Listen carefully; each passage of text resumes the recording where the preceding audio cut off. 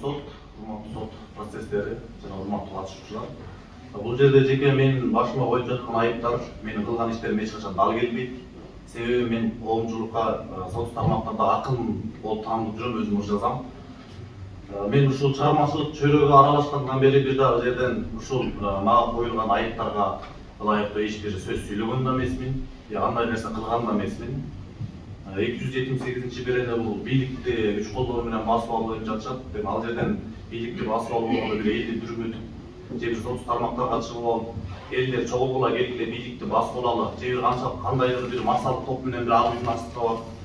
Андай урушчаңда чыгарган эмес, андай эч кандай далил жок. Андай болгон да эмес, болбойт дагы. Анан ошол себептен сиздерден суранат элем, акыйкаттуу, адилеттүү, мыйзамдуу чечим чыгарып беришиңиздерди.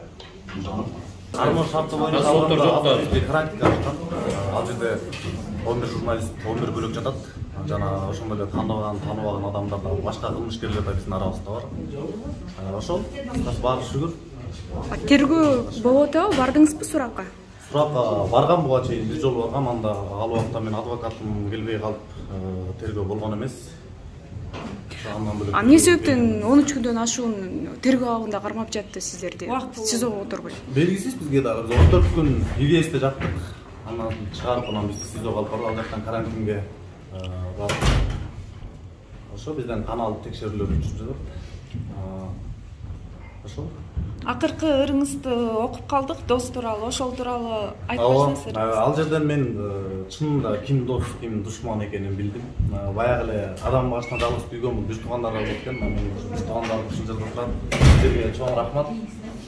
Мен ушул досторум өтө көп эле, бири да келген жок, бирок ушул эже байкелерим, туугандарым келип, ушундай тамак аш киргизип, колдоо көрсөтүштү.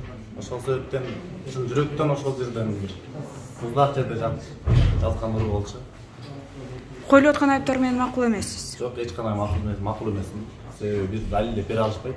Мен көзүм жетет, анткени мен өзүм айткан сөзүм өзүм арбап жооп берип келгем. И жооп берем дагы.